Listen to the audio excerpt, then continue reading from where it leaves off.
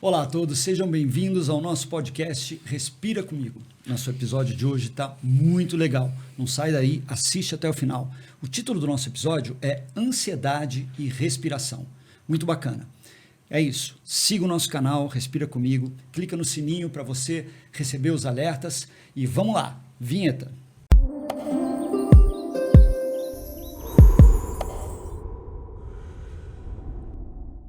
Bom, eu sou Marcelo Guedes, o apresentador. Hoje nós estamos aqui com o Dr. Felipe Crier. Boa noite. Dr. Diderot Paeira. Olá. E doutora Denise Sena, nossa convidada de hoje, psicóloga clínica. Só tem fera aqui, só tem fera. Hoje a gente vai aprender muita coisa legal sobre ansiedade e respiração. Vamos lá, gente? Vamos. Tudo pronto para o Respira Comigo de hoje? Bora. Tudo bem? Pronto. Vamos Nossa lá. convidada ilustre. Nossa convidada ilustre de hoje. Então, ansiedade e respiração. Doutora Denise, começa definindo para a gente o que é ansiedade. Né? Vamos começar. Vamos lá, o que é vamos começar ansiedade? do começo, né? Dizem que é a doença do século, né? Só se fala em ansiedade, Exatamente. todo mundo está ansioso. E ansiedade é isso mesmo? É uma doença? É uma coisa ruim? É isso mesmo, em partes. Vamos lá. A ansiedade, segundo a Organização Mundial da Saúde, a cada 13 pessoas, uma pessoa tem ansiedade patológica. Então, é um número que assusta, é um número que faz a gente pensar, né? Não, mas peraí, o que é ansiedade patológica? Então, a gente tem a ansiedade, que é algo normal, é uma ansiedade, é a resposta ao estresse. Então, assim, todo mundo tem ansiedade. É a ansiedade que faz a gente correr quando a gente está atrasado, que faz a gente perder a noite de sono quando tem que entregar um projeto no outro dia. Então, a ansiedade faz parte, é uma resposta natural do organismo. Mas essa ansiedade, ela pode se tornar uma ansiedade patológica. E aí é da doença que nós estamos falando. É um exagero, é uma ansiedade muito alta. Exatamente, é o funcionamento Ansiedade que te exagerado da atrapalha. ansiedade. Isso, que paralisa muitas vezes, né? A ansiedade, ela traz duas respostas para o organismo, de luta ou de fuga. Então, a pessoa que está patologicamente ansiosa, ela passa o tempo todo funcionando acima do que ela precisa funcionar. E isso faz com que ela tenha uma percepção das coisas que acontecem à sua volta muito alterada. Então, ela enxerga um perigo que não existe, que as pessoas que estão próximas não compartilham com ela daquela percepção. E viver assim o tempo inteiro, dá para imaginar o preço que é para o organismo. Então, a ansiedade patológica é isso, é esse funcionamento em alerta o tempo todo. Você falou então que 1 em cada 13 pessoas, pela OMS, Tem essa ansiedade tem essa patológica. ansiedade patológica. Sofre desse mal. A OMS considera que a depressão e a ansiedade são as doenças do século. Bom, então, enfim, ansiedade é algo que a gente tem, todo mundo tem. Todo mundo tem. Pelo que eu entendi, a gente precisa ter, é algo que nos mantém alerta, né? Agora, a ansiedade patológica é uma doença. Isso. É A uma ansiedade doença. patológica é o que a gente precisa tratar. É o que precisa tratar. Bom, então, ok. E quando é que, assim, quando é que eu devo pedir ajuda? Quando é que eu sei que a minha ansiedade não é mais a minha ansiedade normal e é uma ansiedade patológica, né? E para quem pedir ajuda? Como é que funciona isso? Como é que eu meço isso aí? A psicologia sempre considera assim, olha, vira doença a partir do momento que atrapalha o dia a dia do sujeito. Então, a pessoa pode ser só uma pessoa excêntrica, que abre e fecha a janela 35 vezes antes de sair de casa. Ela tem um prazer em fazer isso. Agora, a partir do momento que a pessoa não consegue sair de casa se ela não abrir e fechar a janela 35 vezes, isso é uma doença. Isso atrapalha ela na vida social, na vida familiar, na vida laboral. Então, a ansiedade, existem vários tipos de adoecimento dentro aqui do título ansiedade, né? Então, a gente tem essa ansiedade, o TAG, que é a ansiedade geral, generalizada, a pessoa fica ansiosa para tudo, na faculdade, no trabalho, nas relações íntimas, na relação com a família, na troca com o colega. Para tomar uma decisão, ela está 100% em alerta o tempo todo. E acha que sempre o perigo é maior do que... E o perigo sempre, né, assim, se eu não, sei lá, cria rituais, né, se eu não desvirar o chinelo toda vez que eu passo perto do chinelo virado, minha mãe vai morrer, sabe essas brincadeiras que a gente fazia quando era criança? Isso vai ficando real dentro da pessoa. Então, pode ser o TAG, pode ser a fobia social. O TAG é o transtorno de ansiedade generalizada. Né? Pode ser a fobia social, que é a angústia da pessoa, o sofrimento da pessoa em ser avaliada. Então, ela tem dificuldade de participar de uma reunião de trabalho, de levantar a mão na sala de aula para fazer uma pergunta, de se colocar numa relação. Um amigo chama para sair. Nossa, é um transtorno. É um transtorno, porque eu disse que eu vou, aí pode ser que eu não consiga ir, na hora que eu estou saindo eu passo mal, como é que eu cancelo? O que a pessoa vai pensar de mim? É um transtorno na vida da pessoa. Então, a fobia social é muito presente, infelizmente, inclusive entre os nossos adolescentes. A pandemia veio assim como um rodo compressor em cima de crianças e adolescentes, e a ansiedade está galopante nessa galera. E também é importante esclarecer que a ansiedade é um mal que pode atacar e adoecer qualquer idade. Só precisa estar vivo para ter ansiedade. Não tem nenhum grupo que esteja isento de sofrer ansiedade. Assim como pé quebrado, assim como pneumonia, assim como rinite. Só precisa estar vivo, né? Então, tem a fobia social, tem o TAG, tem o toque, que a gente costuma falar, né? Fulano tem toque, né? Fulano tem mania de limpeza, fulano precisa fazer esses rituais para sair. E realmente precisa. Quando a pessoa está muito doente da ansiedade, ela pode criar rituais que ajudam ela a se organizar. Para ela reduzir poder, a ansiedade. Exatamente. Para ela poder sair.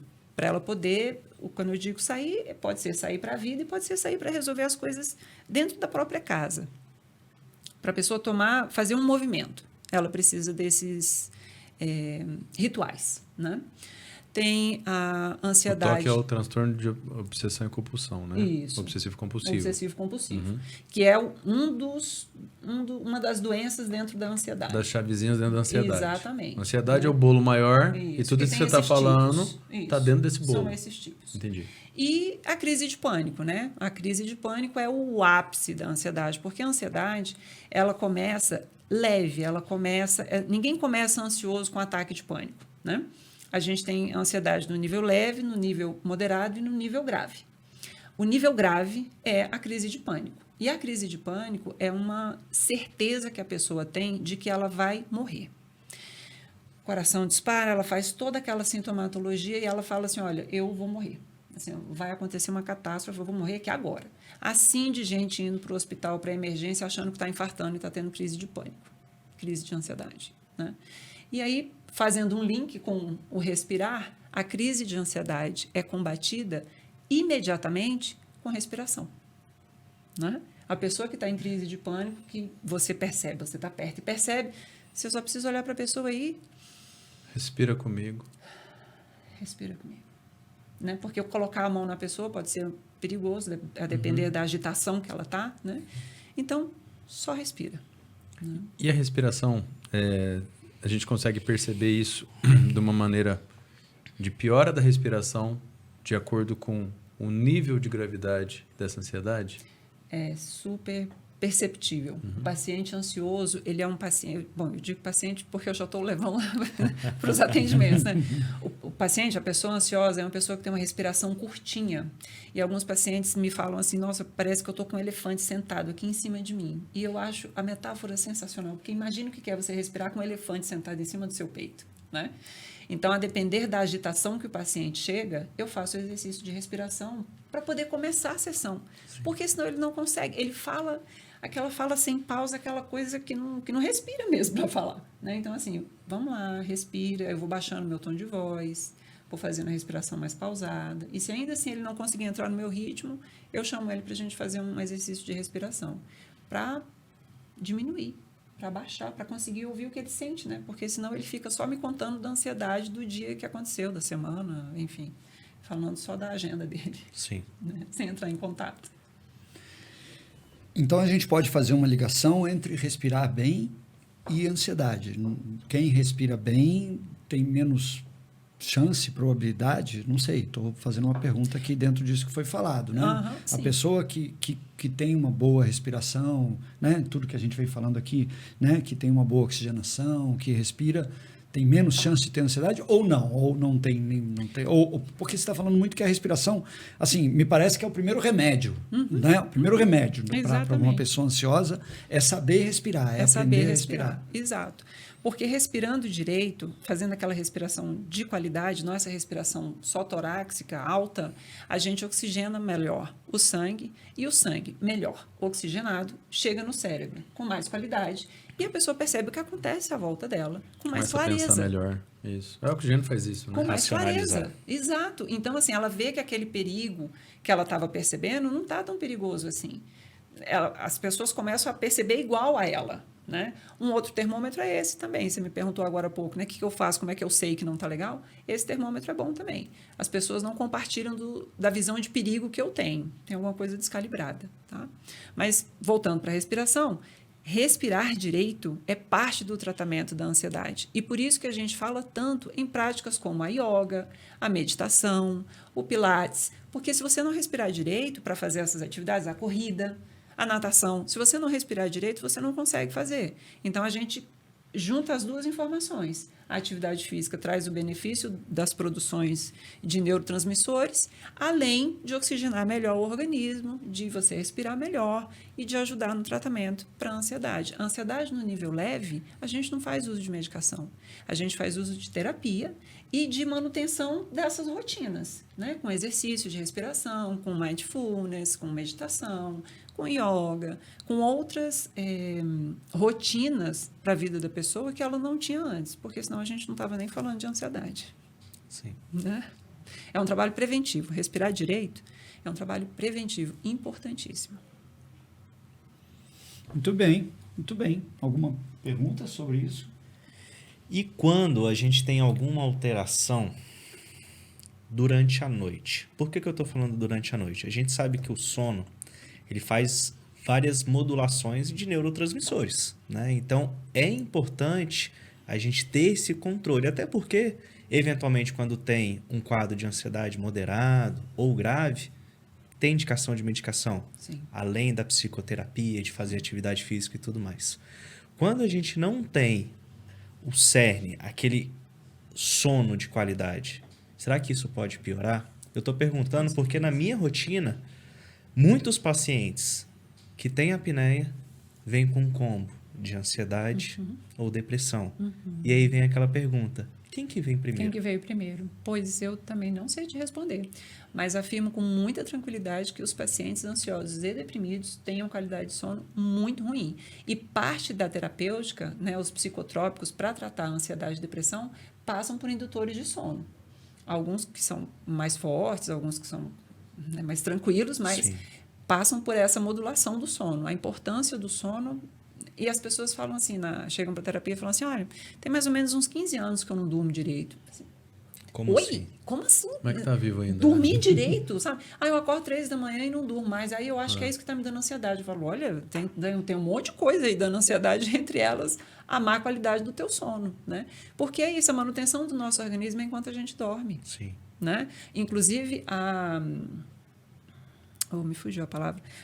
O metabolismo no corpo e nas memórias, no que a gente aprendeu para reter informações, para no outro dia estar concentrado, para diminuir irritabilidade. É o sono que faz a manutenção disso. Perfeito. Os Né? ciclos no sono. E os ciclos do sono, exatamente. Isso.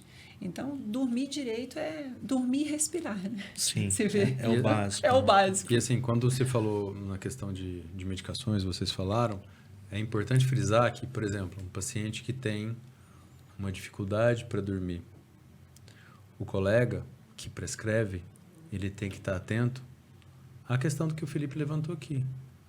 Será que esse paciente está roncando? Será que ele tem apneia do sono? Porque a depender do remédio que é prescrito, vai piorar o quadro de apneia do sono, porque ele vai fazer um relaxamento, esse relaxamento de língua, quando o paciente está deitado, vai cair para trás e vai fechar a via aérea. Entendeu? Então, ou seja, isso pode estar piorando esse quadro que o paciente tenha de não dormir bem. De não dormir bem. Então, ele vai estar meio que, literalmente, medicado, mas essa medicação, claro, tem medicações que pioram isso, por isso que o neurologista, o psiquiatra, o clínico, o geriatra, né? Eles têm que ter essa atenção de, peraí, o senhor ronca? A sua companheira ou seu companheiro percebe que você para de respirar à noite? Então, isso são sinais que o profissional vai falar, peraí, então isso aqui eu não posso dar esse remédio, porque isso aqui vai relaxar mais e vai piorar esse problema. Ou, vou pedir um exame chamado polissonografia para você, porque nesse exame eu consigo ver como que está sendo a sua noite. Se não tiver nada de ronco, apneia ali, opa, então eu posso usar essa classe de medicação. É bom saber. Até para eu perguntar para os pacientes. Sim. Né? Assim, eu não pergunto se ronca, eu pergunto a qualidade do sono. Isso. Mas a queixa do ronco eu não pergunto. Pronto, eu já coloquei mais uma pergunta na minha anamnese. Isso é muito importante. Eu estava vendo um estudo recente e eles fizeram um questionário com pessoas ansiosas. Então, pessoas que já tinham diagnóstico de ansiedade e tinham a insônia associada. E aí, antes de entrar com a medicação, os pesquisadores queriam entender um pouquinho por que elas não conseguiam dormir. Será que é preocupação com a vida? Será preocupação com o que vai acontecer amanhã? E assim por diante. Sabe qual que foi a resposta vencedora? A ansiedade de não conseguir dormir. O medo de não dormir. Então a Começa a pessoa dar o fim do dia. cria aquele mecanismo e ela começa a achar que não vai conseguir dormir, não dorme de fato, né? E vira uma bola de neve. Pensamento tem poder. Não é mesmo? Não é? Tô dizendo. Mas assim, é nesse sentido também que tá lá o cara que é pouco ansioso em casa, escutou a gente falando isso, você falando isso. O que a gente pode fazer, Felipe, para ajudar? Coisas básicas dentro da higiene do sono para esse paciente poder dormir bem, poder respirar, sendo que a respiração, os exercícios de respiração, igual a doutora Denise falou, é uma maneira de você dar uma relaxada. O que mais tem dentro da tal da higiene do sono, né? Higiene do sono não quer dizer que você tem que dormir limpinho, né? É bom também, né? é bom. Que não faz mal pra ninguém, Não né? faz mal pra ninguém. Época de frio, né? Também Às tem vezes que dormir. a higiene de sono é não dormir. Pois é. Você dormir, tomar banho, Limpinho. não. Você tá num lugar muito frio, sabe que nos lugares muito frios não é obrigado a tomar banho antes de dormir, sabia? Tem uma lei. Não é obrigado? Não, isso é mentira. No casamento Não é tá possível. escrito. Né? Não é Se possível, baixar de negócio tantos desse. graus, não é obrigado a tomar banho antes de dormir. Tem uma... Só um pouquinho, você já começou a falar essas palhaçadas, eu vou Não, falar a não, minha palhaçada, também. é sério isso. Uma aluna minha foi para um intercâmbio, não sei aonde, acho que foi na Europa, algum lugar assim, e que o cara que é dono da casa lá que alugava para elas, ele tinha um timer no banheiro. E dava uma fichinha que durava tanto tempo o banho das meninas. Você acredita, cara? Caramba. Mas aí... Onde chegamos, onde chegaremos, né? Se bem que tem o pessoal, né? Que ia economizar um monte de fichinha. Ou que ia gastar um Ou ia monte, gastar, né? né? A galera lá de casa Às ia vezes gastar um monte. Às vezes o meu filho mais velho, ele acaba com a água lá em casa, né? Água quente, que verdade. Sério. Tia Ri, um exagero. beijo pra você, Tia Ri. Você que tá assistindo a gente aí fora, meu filho. Que exagero. Mas conta esse negócio da tal da higiene do sono. Pessoal, isso é muito importante. Parece que é uma besteira, mas é uma rotina que você cria que muitas vezes impede que você tenha uma boa noite de sono. Celular. Isso daqui. É uma M. Isso daqui ó, é uma porcaria pra gente não falar outra coisa. Tem luz azul, isso altera a frequência de várias coisas no seu cérebro ali, você altera a modulação de neurotransmissor, acaba te deixando um pouquinho mais alerta, a gente inibe a liberação de melatonina. Então tem muita coisa que acontece que com coisas simples consegue melhorar. Eventualmente, tem muita gente que tem dificuldade quando faz exercício físico das 18 horas em diante para conseguir dormir. Até o metabolismo reduzir, conseguir descansar, acaba atrapalhando também. A alimentação, estimulante, o cafezinho. Meia vida do café são 6 horas. Se você tomar aquele cafezinho da tarde, 16h30, e está acostumado a dormir 9, 9h30, isso vai te atrapalhar. Então, tem tantos hábitos que você consegue reduzir e melhorar e tornar isso como se fosse um mantra. A partir do momento que você cria uma rotina, cria uma fica rotina, tudo mais tranquilo. Faz um mantra. Não, legal. E, doutora Denise, fala de alguns... mostra alguns exercícios para a gente. Quais são os exercícios básicos, né? Que você falou em exercícios de respiração, que são usados para acalmar a ansiedade. Que exercícios que nossos espectadores podem fazer em casa, de forma simples... e eficiente, para incluir nessa higiene do sono, né? Para quem tem dificuldade de dormir. Bom, os exercícios, eu sugiro 3, né? Tem a respiração diafragmática, que é aquela respiração que a gente, inclusive, nasce sabendo fazê-la, né? E esquece ao longo do tempo que a gente vai ficando ansioso. E a respiração que você sobe e desce o abdômen. Peça para um adulto inspirar profundamente, ele vai encher o peito.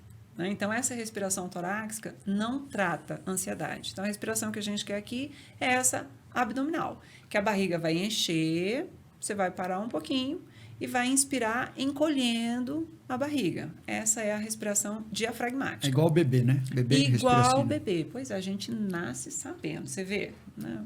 O universo é tão sábio que ele faz a gente com o projeto, ó, é isso que você vai fazer, e a gente não faz. Essa é a primeira respiração. A segunda respiração é aquela respiração quadrada. Imagine um quadrado assim na sua frente.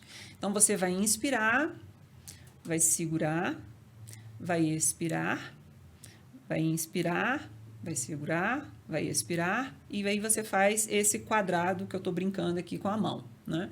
E quanto mais você segurar o ar, melhor. Então, você inspira, enche bem o pulmão, segura e expira, esvaziando bem o pulmão. Como se a gente quisesse fazer a troca do oxigênio dentro do pulmão, né? Para deixar ele bem oxigenado, para deixar o sangue bem oxigenado. E tem uma última respiração que eu gosto de indicar para os pacientes, que é aquela respiração que o pessoal da yoga usa, que você tampa uma narina e inspira com a narina tapada e expira pela outra narina. Então, você vai ficar brincando aqui de inspirar e expirar, inspirar e expirar. Eu sempre sugiro que isso seja feito com uma repetição mínima de 10 vezes, qualquer uma das 3, porque não adianta também fazer uma inspiração abdominal diafragmática e pronto, acabou, já respirei. Tratei minha ansiedade por hoje. Né? Pronto, tratei minha ansiedade por hoje. Então, num mínimo de repetições de 10 vezes. Pode fazer um pouco mais, pode fazer um pouco menos, mas tem que ter uma rotina para o organismo entender a informação, porque também tem isso, né? O nosso cérebro é muito inteligente. Então, a gente criando a rotina, fazendo disso um hábito, ele vai entendendo que aquele momento é o momento de desligar, é o momento de desacelerar, né? E aí, se a pessoa tiver com disposição, faz essa respiração sentadinha com o pé numa bacia de água quente, assim, fazendo um escalda-pés. A gente tem todas as terminações nervosas que passam pelo corpo, a gente tem nas mãos, a gente tem na orelha e a gente tem nos pés. Por isso que o pessoal da acupuntura trabalha com auriculoterapia, por exemplo, né? Então, põe os pés dentro da água quente. Se você tiver um pouquinho de sal grosso, é legal colocar, uns pinguinhos de lavanda, de um cheirinho bom. Nossa, tudo de bom. Toma um chazinho, respira. Olha que higiene do sono boa. Escuta o podcast. Escuta um podcast. Então, cuida E fala, de você, respira né? comigo. Respira comigo. Cuida de você. Porque o ansioso também é essa pessoa que tem muita disponibilidade para cuidar do outro, né? Isso. Mas nunca tem tempo para cuidar dele. É impressionante como é uma pessoa ocupada. Né? Não cuida dele de jeito nenhum, só cuida dos outros. Então, é criar hábitos, sabe? É trazer para si o que eu preciso, que pausa que eu preciso fazer. O ansioso é uma pessoa que não confia no fluxo natural da vida. Ele está sempre preocupado com o que vai acontecer no futuro. E aí não aconteceu ainda, mas ele já está sofrendo porque vai dar errado. É o famoso peru. Né? Morre de véspera, é isso mesmo. Exatamente. Nem aconteceu ainda, você já está agoniado desse jeito, né? E é engraçado quando a gente faz essa devolutiva para o paciente, porque ele vem na construção do que vai dar errado, né? Imagine os rituais que a gente cria. Casamento, ou funeral, né? Nascimento de um filho. Não, porque aí pode acontecer, aí a anestesia pode não pegar, e aí a gente precisa estar no hospital que tem a melhor UTI de Brasília, porque aí...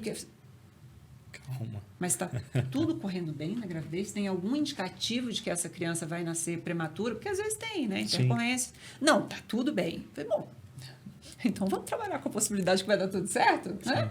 Vai para o hospital, claro. Ninguém tem que ter filho em casa, eu também não acho isso. Vai para o hospital. Mas, assim, vai com uma outra disposição para as coisas, né? Vai mais leve, vai respirando melhor, vai respirando mais. Eu gostei desse negócio de ter falado, desse tipo de respiração.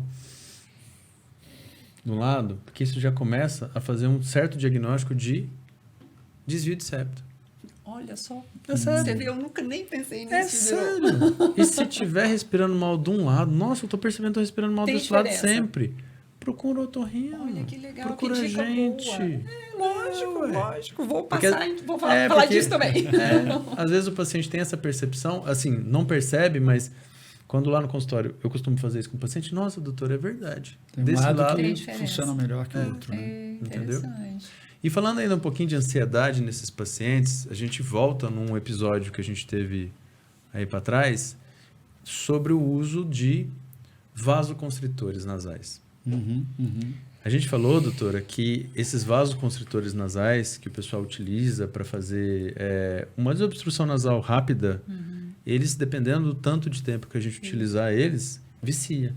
Essas gotinhas que As vendem gotinhas. estão ali na frente da farmácia, Eu né? chamo Na de época got- seca. Eu chamo agora, de então, gotinha do tá tudo- capeta, entendeu? Essas gotinhas que dizem, não, pinga 2 dessa aqui todo dia que seu nariz vai ficar desentupido. Não, vem aqui rapidinho, vamos lá, Isso, deixa isso pingar aqui duas. resolve, né? E vai uma gotinha, vai 2 gotinhas, de repente vai esse barulhinho, né? A Raiane gosta das minhas sonoplastias. E aí o que acontece? Esse cara, ele vai desenvolver uma ansiedade. Por que ele vai desenvolver uma ansiedade? Ele não, quando ele não vai pega o vício direito. da rinite medicamentosa, ele não consegue, Marcelo. Tá no ambiente, pode estar no melhor hotel do mundo, pode estar com a pessoa que ele mais ama. Se não tiver as gotinhas do capeta ali, ele fica doido. Eu preciso descer para comprar. Ah, mas estamos no meio do mar. Vamos pedir para atracar esse navio. Vamos, porque eu não estou respirando bem. Então, nesse caso, né? Tipo, igual você falou, começa a atrapalhar as coisas do dia a dia. No caso, dormir. No caso, viajar ou ir trabalhar. Porque quem tem esse vício compra de fardo a porcaria. Tem um no carro, que eu falei. Tem um carro na casa da amante, na casa da esposa, no jaleco, no trabalho, enfim, na maleta. Então, isso é um sinal que a gente pode falar que essa pessoa está ansiosa. De uma forma que está limitando a qualidade de vida dela, principalmente na hora de dormir. Imagina o transtorno. E isso eu escutei já várias vezes, escuto muito no consultório. E você sabendo disso na história, você fala, ó, eu aposto que você não consegue dormir sem usar isso aí. Se não tiver, você tem que sair para comprar. O paciente sempre concorda. Entendeu? Então isso está afetando a vida dele. E aí viver aquele Compromete. círculo vicioso, né? Quanto mais gotinha ele usar, Exato. Mais pior ele dependente ele dorme, fica. mais Isso. dependente ele fica, bola de mais neve. ansioso Bola fica, de né? neve. Não, a gente vai... E a qualidade de vida vai lá para o espaço, né? É isso. No final é isso. A qualidade de vida fica super comprometida. Sim. Então, pois é, muito bem, vamos lá. Quase está muito bacana, mas estamos já aqui nosso tempo chegando perto do final. Vamos continuar. Então, assim, diante do que a gente falou, do que a doutora falou sobre respiração, sobre esses exercícios de respiração, me surgiu uma dúvida do seguinte, porque a respiração é algo involuntário, né? A gente não pensa para respirar, né? A gente está aqui conversando, estamos todos respirando, ela é involuntária. Então, é bom a gente pensar na nossa respiração, faz bem para a ansiedade, a gente pensar, estou respirando, e cuidar desse tempo de respiração, é isso, em resumo? Faz bem, sabe por quê? Porque você respirando, você prestando atenção na sua respiração, você está aqui presente. Você faz o que a gente chama de mindfulness, né? Se você, por exemplo, vai fazer uma apresentação no trabalho, né? Tem uma prova e você está nervoso, se você para um pouco e respira, automaticamente o seu corpo se regula. O sistema simpático e parasimpático conversam e aí fica nesse equilíbrio, nessa homeostase, né? Então, prestar atenção em você ajuda você a se autorregular. Então, sem dúvida, prestar atenção na sua respiração, criar o hábito de fazer os exercícios na hora de dormir, quando acordar. Quando o paciente é muito ansioso, eu peço que faça 3 vezes por dia. Na hora que acorda, depois ali do almoço e antes de dormir. Que é para trazer para ele a sensação de que ele está ali. Outra coisa interessante, que não tem a ver com a respiração, mas tem a ver com a ansiedade, é pedir para que o paciente preste atenção nos 5 sentidos. Então, você está muito ansioso? Presta atenção aqui agora. Onde você está? Qual é a cor das coisas que estão aqui à sua volta? Que barulho que você está ouvindo? Que cheiro você está sentindo? Que gosto você tem na boca? Né? Então, assim, volta para você a atenção. Os 5 sentidos é você aqui com você. Né? A respiração não está nos 5 sentidos, mas faz esse papel super bem. Né? Então, prestar atenção na respiração autorregula o organismo. Não é isso? Perfeito. Doutor Luiz? Tá certinho. Perfeito, perfeito. O mantra é ficar pensando e falar, respira comigo. Respira comigo. Inspira. Respira comigo. Comigo. Respira comigo. Pronto. Sensacional. E os pacientes que chegam na clínica para vocês com questões respiratórias, como é que são eles com relação à ansiedade? São ansiosos? Tem essa estatística de que tem alguma... Vocês veem claramente ou não tem nenhuma ligação? O que eu tinha relatado antes é algo muito frequente. Campeão, quando a gente pega um paciente com apneia do sono, é hipertensão. É a primeira coisa que a gente pega, é a campeã, né? Por causa da sobrecarga cardiovascular e tudo mais. Mas a partir do momento que a gente começou a fazer mais diagnóstico, começou a entender um pouquinho mais e as pessoas saberem que tem ansiedade, que antigamente muitas pessoas tinham e não sabiam lidar com isso, não tinham um profissional capacitado para dar o diagnóstico, para poder fazer um acompanhamento, tem tido muito mais. E uma coisa que o Diderot falou é muito frequente, a utilização de medicação. E é interessante porque às vezes você pergunta, você tem alguma doença? Ah, doutor, eu tenho hipertensão. Tá certo. Medicação. Ansiolítico. Indutor do sono. Aí, por que você toma isso? Ah, doutor, eu sou ansioso.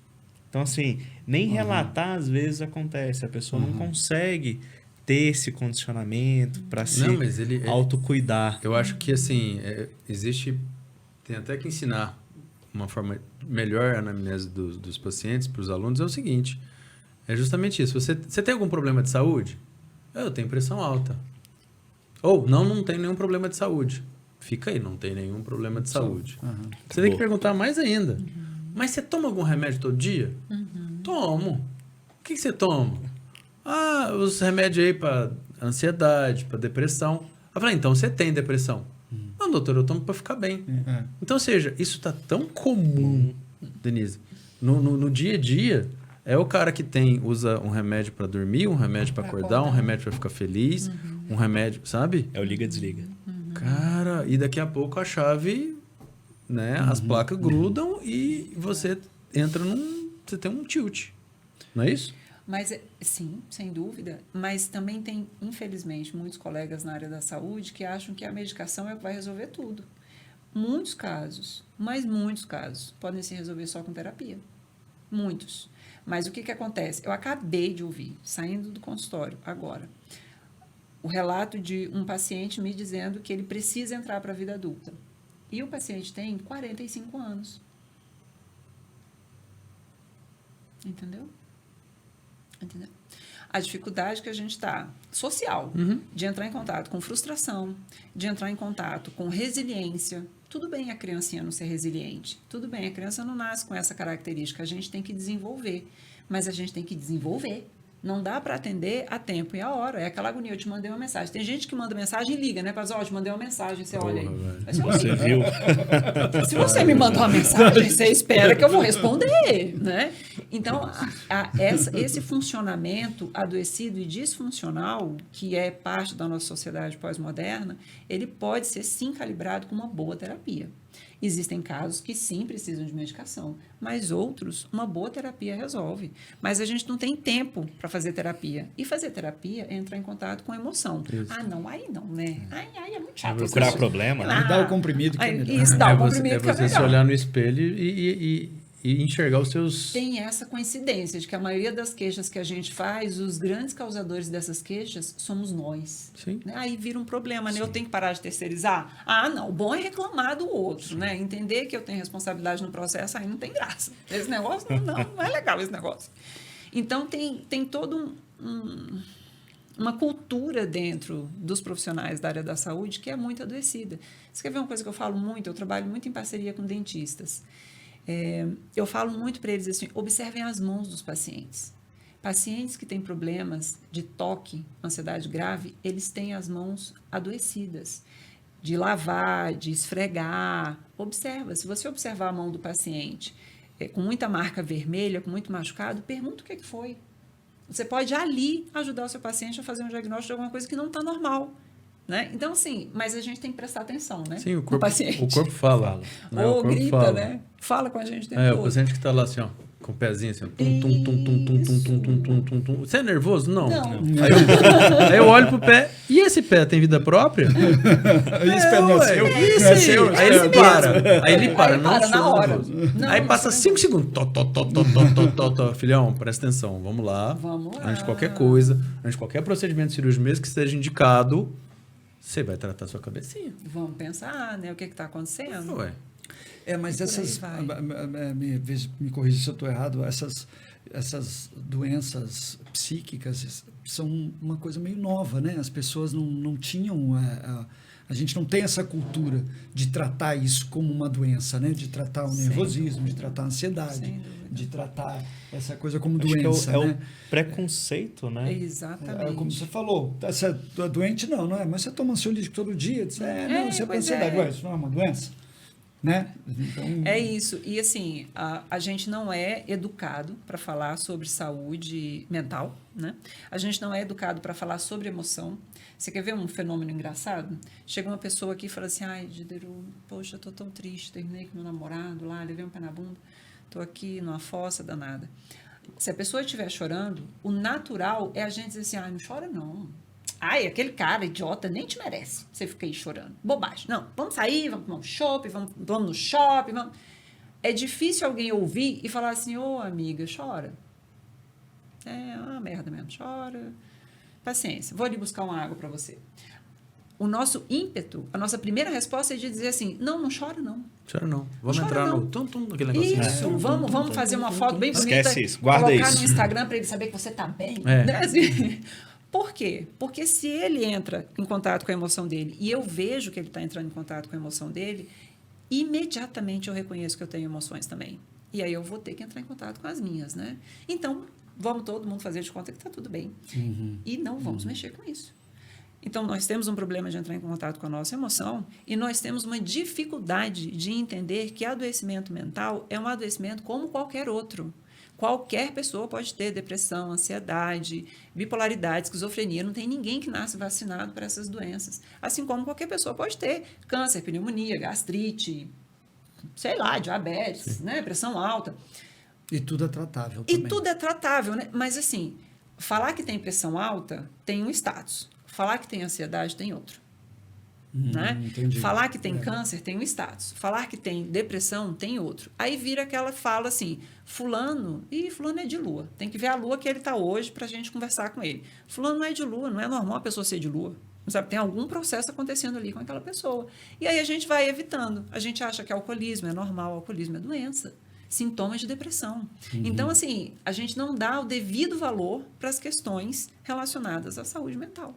Porque a gente morre de medo de entrar em contato com elas. Na verdade, na minha leitura é essa. E assim, o mais fácil, igual vocês falaram, é usar o remédio, Exato. né? Assim, É a solução rápida. algum Caminho curto. Você compra na farmácia e Algum pronto. paciente Acabou. virou para mim e falou assim, ai, doutor, porque... E ela é uma pessoa bem... Eu não lembro quem que é, tô ficando velho, mas enfim. Uma pessoa virou para mim, uma paciente virou para mim e falou assim, não, doutor, porque eu não tomo essas coisas. Só que no meu trabalho, eu sou estranha. Porque todo mundo toma e fica olhando. Esse aqui, o doutor me deu esse remédio. Esse aqui parece que é bom. Sabe? Trocando remédio. Ai, que medo. Nas repartições, sabe? Eu falei, meu Deus do céu. Aí a gente fala de médico e doido, todo mundo tem um pouco, né? Tem, né? E de psicólogo também. E outra coisa que É também é verdade. importante pensar, sabe? O remédio para depressão, para ansiedade, para bipolaridade, para esquizofrenia, não são medicamentos iguais a... Poxa, eu vou ter que falar o nome do remédio, porque eu não lembro do... Dipirona. Dipirona. Porque dipirona você toma o remédio para dor de cabeça, daqui meia hora a dor de cabeça passou. O antidepressivo você toma, não é daqui a meia hora que ele funciona. Ele precisa de um tempo de atuação no organismo. E se nós dois estamos adoecidos e nós dois vamos tomar a mesma medicação, a dose que faz efeito para você no psicotrópico não necessariamente é a dose que faz efeito para mim. Então, essas conversas de repartição pública são de arrepiar. Eu estou tomando 5 gotas de Blaus para dormir. Gente, não Quando eu tô fala melhor, eu isso tomo pros 2. amiguinhos, não fala. Quando eu tô melhor, eu tomo 2. Mas Não assim, tem que fala. tomar um pouquinho para dar aquela... Pra dar aquela relaxada. Eu vou tomar Não hoje fala para isso ver pro como é que é. amiguinho. Vou tomar as... Amiga, vamos tomar aqui, ó. Toma 2 aqui, toma 2 É. aqui. Toma um cafezinho, Você entendeu? tá bem? Se não tiver, eu tenho remedinho. Não pode. Então, se falar de saúde mental é complexo. Muito bem. É isso. Podemos encerrar? Podemos encerrar. Muito obrigado pela sua presença. psicóloga, doutora Denise Sena, psicóloga clínica. Eu acho que está faltando uma pergunta. Tá faltando uma pergunta. Não tá. Tá faltando uma Diderot, pergunta. qual é a pergunta que está faltando? Tá Diderot? faltando. Não, Olha eu no vou teu me encerrar. celular. Não, Vai. acabou a bateria. A gente vai começar a fazer essa pergunta aqui. Vai. Olha para a convidada e faz a pergunta. Bom, vamos lá. Para os nossos convidados, a gente faz uma pergunta.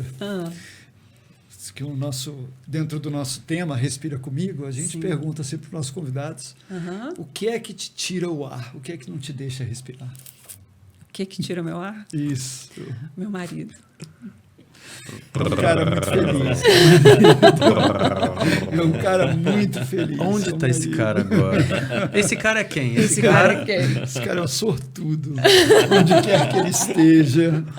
Pois é, ele é um sortudo mesmo, realmente. Adoro. Muito bem, muito bem. Muito bem. Muito Hoje obrigado. tem! Vamos lá. Muito obrigado. Esse foi o nosso episódio do podcast Respira Comigo, nosso episódio Ansiedade e Respiração.